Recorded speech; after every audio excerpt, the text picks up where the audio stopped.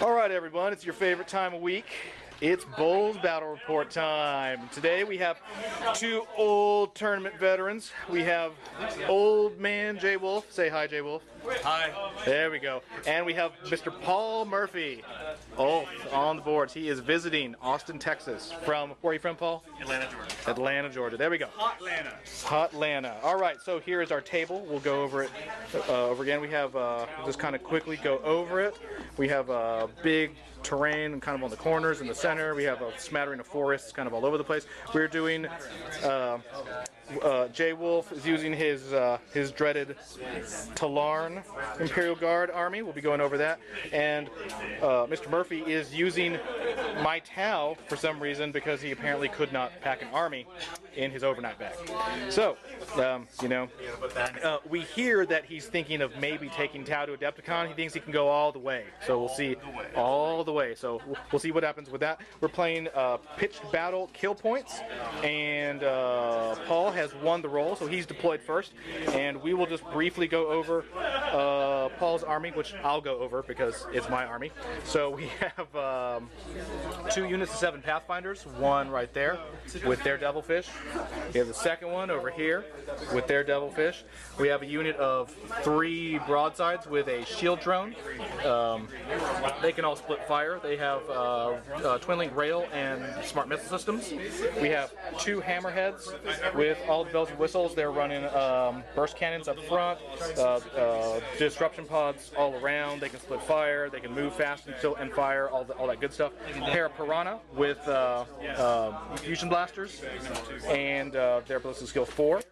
We have over here, we have a commander with a bodyguard. He has a positional relay. These are fire knives. Over here we have a chassel with a lone fire knife. They're grouped together. We have a group of 3 fire knives, nice and plain, over here. And then in reserve, we have the Suicide Squad. We have a group of 3 crisis suits with twin link flamers and fusion blasters. We have 2 units of 6 fire warriors. Those are troops. Those are reserving. And then we have everyone's favorite. We're doing a slight change this week. We have 18 Kroot and 2 Kroot hounds, and they will be outflanking. So let's go over here and see what Mr. That's right, Kroot hounds. That's right. All right, Mr. Wolf. What do we have? We've got the Manicore. We've got the Hellhound. Every cow's favorite thing. We've got a Hydra there hiding out. Those are hiding very deeply in that building. Well, you know, I figure if I'm going to immobilize them, I might as well already have them in the building well. That is true. That is true. You'll notice that that building over there. It's almost like they don't want those broadsides to see them. Broadsides to blow up. Yeah. We've got some las cannons. We've got some auto cannons. We've got Strachan and the boys. We have a 41-man blob. That is I think it's trying to spell something. That's pretty good. All right. It's the Arabic word for I love you. Okay. We have the Lord Commissar that's joined them with us to give them stealth. All right, so they all have 3-up cover. Lovely. We have a Demolisher also strengthening up hiding from everything with a las cannon. That's Sentinel number 1. That is an armored sentinel? That is an armored sentinel. All right. Sentinel number 1. All right. When I get the Desert Scorpion guy, he'll be taking that spot. All right. I have La Soldat Marbeau. All right, La Soldat. He will be in reserve. All right. Every Tal's personal favorite there. Yeah. Oh my God! And what are those? 4 Ratlings, outflankers, baby. Oh, that's outflanking Ratlings. Well, it's nice that the Tau have something they can try to beat up with.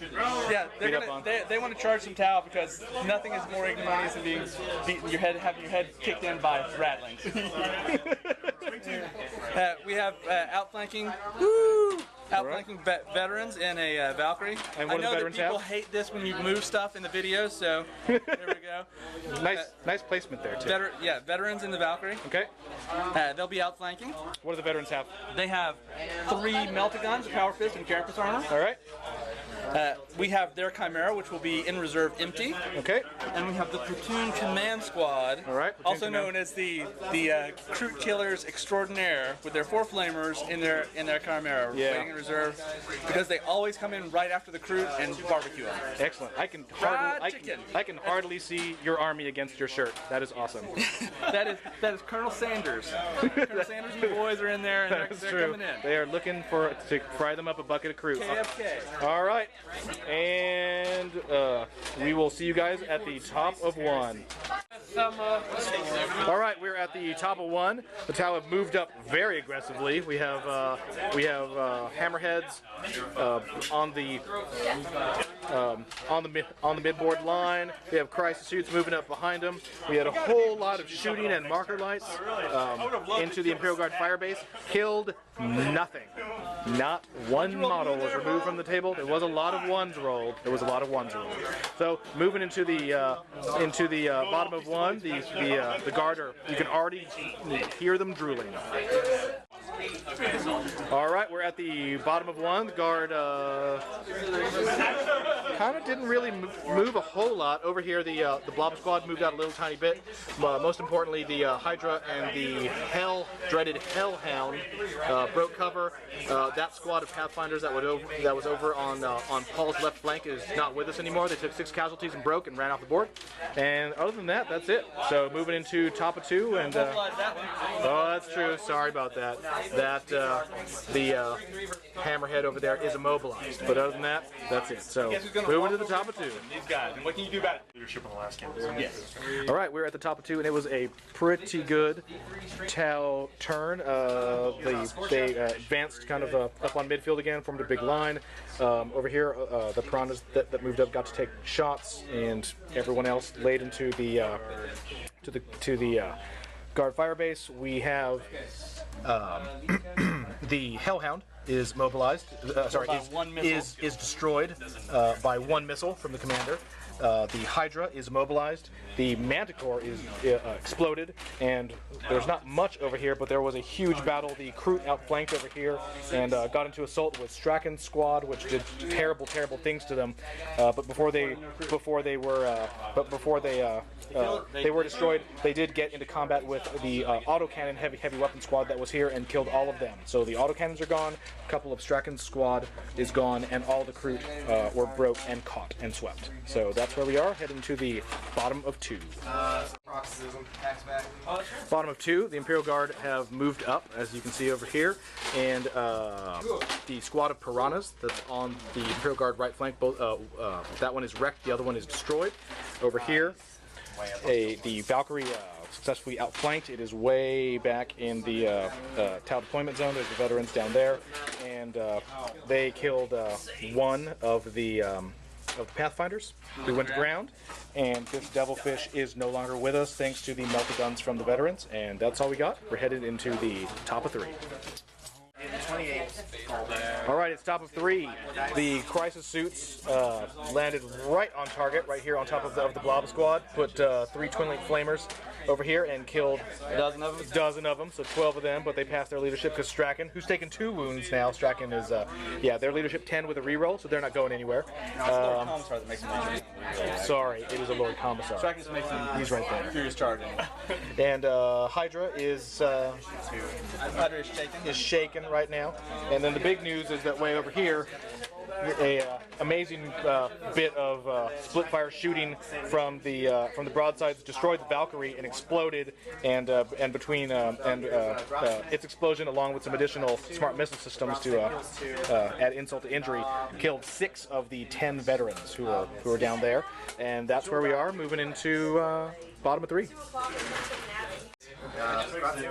All right, it's the bottom of 3, and the Guard are moving up aggressively. It is looking, they had a good turn. So as you can see, the Blob Squad strung all the way out. They killed the suicide crisis suits that were there. They moved up and successfully assaulted that hammerhead. It is destroyed. This hammerhead over here lost its railgun from the Demolisher and the Armored Sentinel that broke cover. And then way in the back over here, Le Soldat Marbo has emerged from the shadows. He did pretty well. He took out a shield drone and 2 broadsides with his charge. And then the last one got charged by the remaining veterans, and they're just stuck in combat over here. And that is where we are, moving into the top of 4. Oh, and the Ratlins arrived.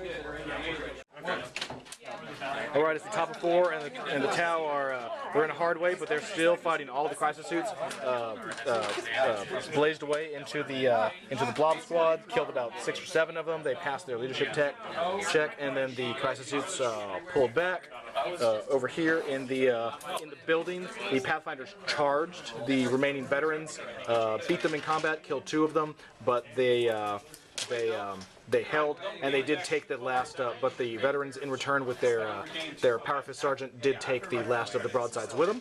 And 1 squad of Fire Warriors reserved, right here, way on the backboard edge. They moved up. Shot Marbo 9 times. Put 9 wounds on Marbo. He went to ground and made all of his saves. So lots of drama in the ruins back there, and that's all we got. Headed into bottom of 4. Bottom of 4, and this Imperial Guard Vice is just getting tighter and tighter. Over here, the Demolisher moved up and got rid of the sub-commander and his bodyguard. They are gone.